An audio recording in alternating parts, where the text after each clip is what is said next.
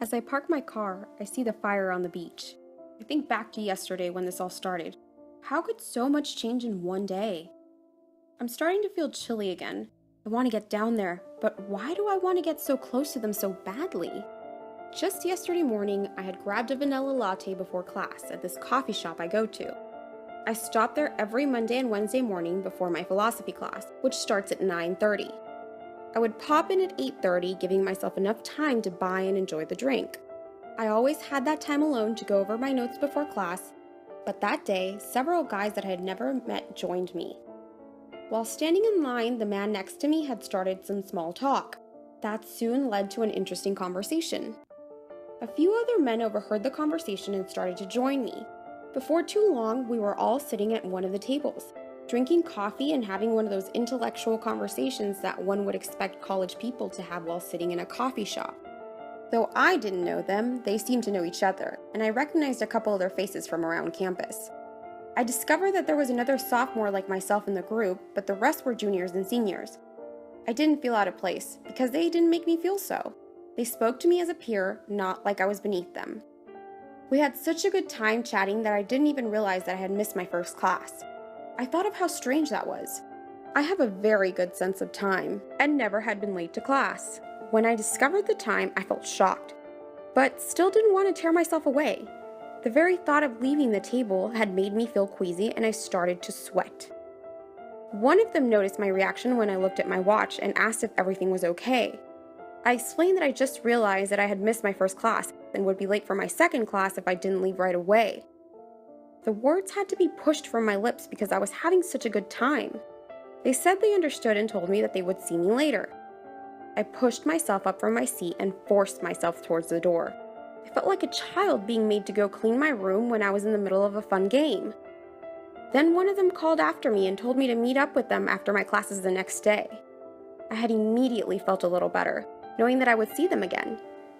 I asked where, and they told me that they were having a party at a house by the coast that one of them owned. I got directions and agreed to meet up with them the next evening. It was strange how quick it had all happened. I say it was strange because I usually don't make friends quickly or trust people who haven't earned it yet. They weren't even the type of people I would usually enjoy being around. I could tell that they were from wealthy families. They were also part of a fraternity on campus, though I couldn't have told you which one. These were people I would otherwise avoid. I know it's a stereotype, but guys like that are almost always pricks. But somehow this group had seemed different. It was a vibe. That was it. It was a vibe. I got a good feeling about these guys. When I was sitting with them, I felt exhilarated and almost euphoric. I also felt nervous that I might say the wrong thing, so I obviously cared what they thought of me. Mostly, I felt happy. I attended my next class, but I could not tell you one thing that the professor said. My mind just kept replaying the events of the morning. I caught myself smiling at comments that I remembered from our conversation. What was it about these people? Sure, they had been nice to me, but nobody had ever made an impression on me like these guys. Maybe that's why people like this were popular. Maybe popular people had this quality that just drew you to them. My mind had continued to wander like that the rest of the day. On my way home to my apartment from the campus, I managed to step shin deep in a puddle, trip over a bistro sign that advertised the specials of the day, and almost get ran over when I walked right into traffic without noticing. I had no idea what was wrong with me. That night, my friend Marcy had expressed her concern when I hadn't uttered a single word while eating my pizza, even though our friend Corman had made several statements that usually goad me into a rant. I went to bed feeling chilly, even though I was sweating so much that my t-shirt had been completely soaked. I had trouble sleeping. I felt anxious and I was shivering like I was cold. It took me several hours to finally drift off. When I did, it was out of exhaustion. I woke early the next morning with a start. I still can't remember what it was, but I know I had been having a bad dream. My sheets were saturated. I couldn't believe how much I had sweat through the night. I had to pull myself up from my mattress before I could yank my sheets, blankets, and clothes down into a pile on the floor. I stumbled into the bathroom after that to begin my preparation for the day. The shower water felt horrible on my skin, and I had to turn the hot water almost completely off as the heat had started to make me feel sick. The only other time I'd ever felt close to this was when I was experiencing a very bad hangover, but I hadn't drank alcohol in days. After I had gotten dressed, I made my way into the kitchen, and then took 2 acetaminophen with 2 large glasses of cold water. By the time I left for class, about an hour later, I had started to feel a little like myself again. When I arrived on campus, I was even feeling good enough to grab a sandwich. It felt really good to have food in my stomach. At the start of my first class, I was wondering what kind of messed up 24-hour bug I'd caught, but that thought soon passed and I was concentrating on my work. I was sitting in the break room sipping on a soda after my second and last class of the day when Sean, the other sophomore from the group I'd met yesterday at the coffee shop, walked in and sat right next to me.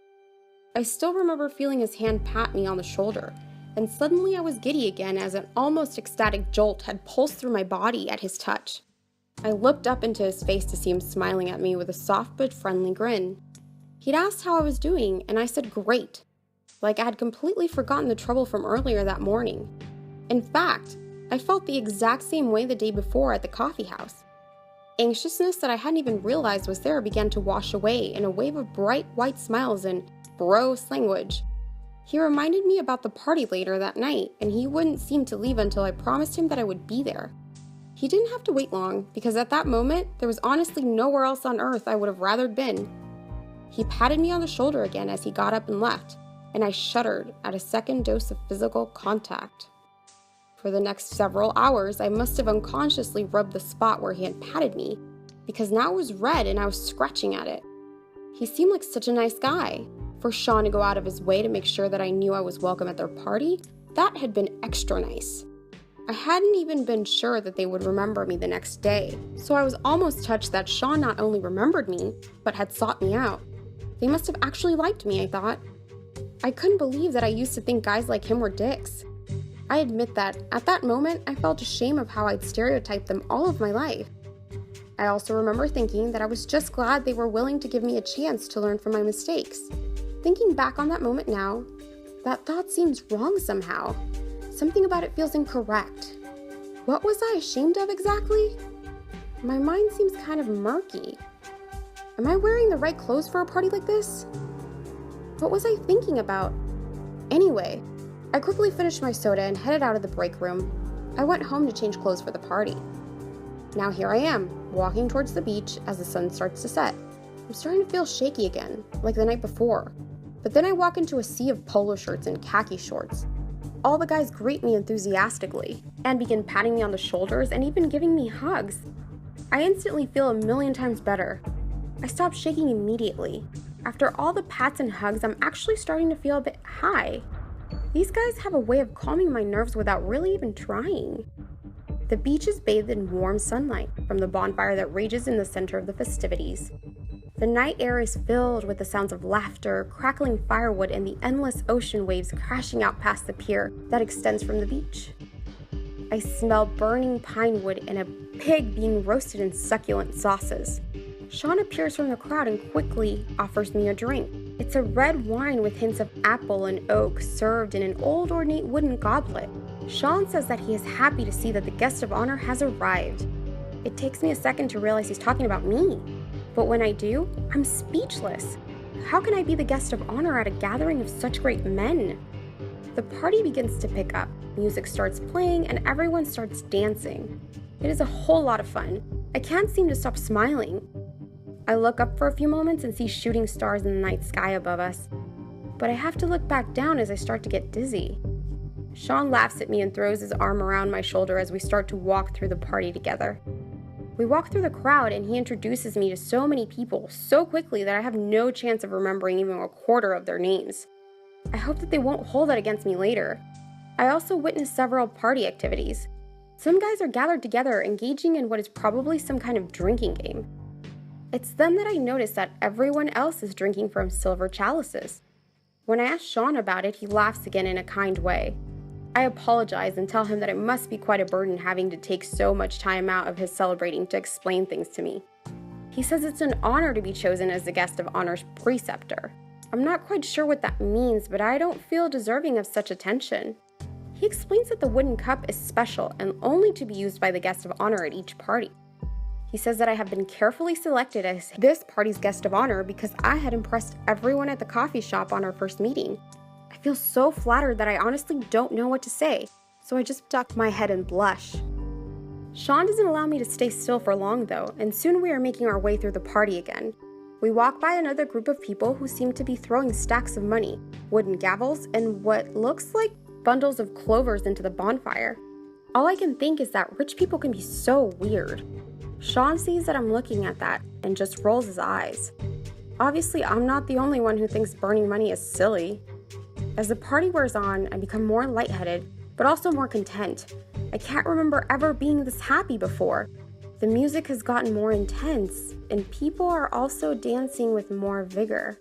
It's like looking at a tank filled with writhing salamanders, the way that their bodies seem to undulate together. Sean doesn't talk much, but he stays close to me and keeps my cup full of wine. I'm not worthy of such trouble, but I'm thankful for it. I don't want to be away from him. We continue to mingle with the crowd and even come upon a large group of attendees who have disrobed. All of these men are engaged in some kind of sexual activity with one another. The image of writhing salamander seems even more appropriate now. I give a nervous giggle as my cheeks turn red and Sean asks if I'm okay. I tell him I'm fine, but I've never actually seen people having sex before.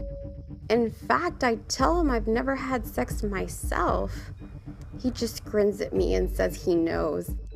I think that's a bit odd. How does he know I'm a virgin? I've never even told my best friends that tidbit of information. Then I realize that he probably guessed because of my reaction. I surprise myself by suggesting that maybe I could lose my virginity tonight. Sean just shakes his head no and laughs. Sean is so funny. I would do anything for him.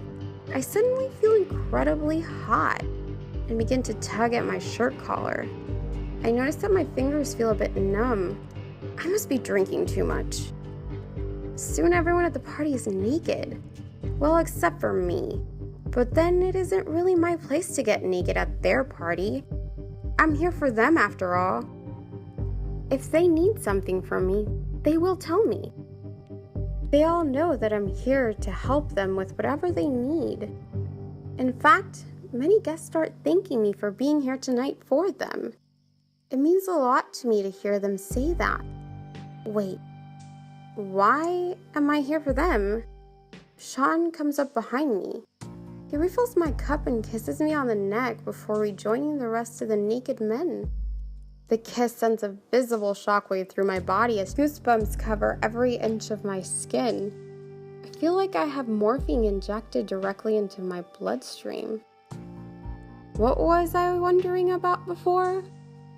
I guess if it's important, I'll remember it again later. I laugh so hard during the feast.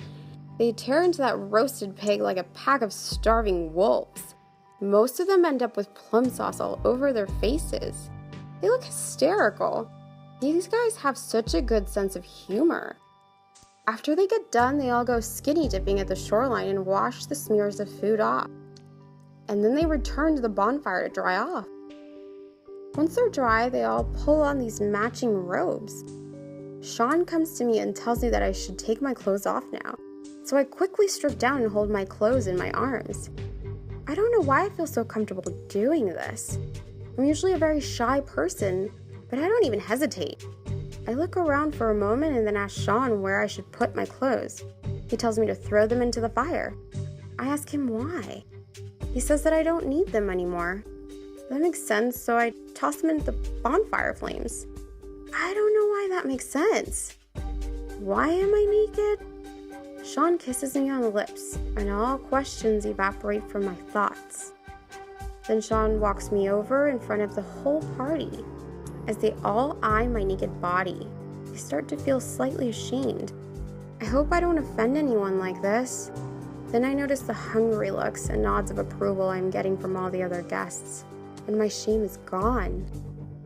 Sean walks me to the end of the pier. The rest of the party follows, but just observes.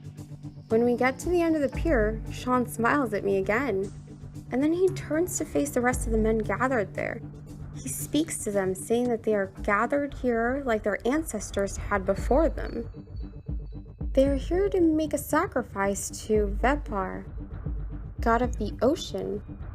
The sacrifice will renew their powers of allure and confirm their rule for yet another year. I'm not sure what all that means. Sean runs his hands up my sides until he is cupping my face. My body feels like it's vibrating. Then he looks deeply into my eyes and asks me if I would be that sacrifice. How can I say no when Sean is counting on me to help him? I say that I will help them as I can think of no purpose more worthy. He thanks me and then helps me step off the end of the pier and into the ocean water below. The cold water embraces me as I jump in. When I float back to the surface, I look up. I see the night sky filled with stars and a storm on the distant horizon heading this direction. I've never felt more at peace in my life. Then I look over at my new friends standing on the pier. They're chanting something that I can't understand, but it doesn't matter. I can see the smile on Sean's face, and that is the only thing that matters to me. Then I feel something coil around my chest and stomach. I'm slowly pulled beneath the waves, down into the deep. Soon more tentacle-like appendages wrap around my arms and legs, and my descent increases in speed. I watch as the moonlight slowly dims, replaced by cold darkness. I think about my friends. They're such nice guys.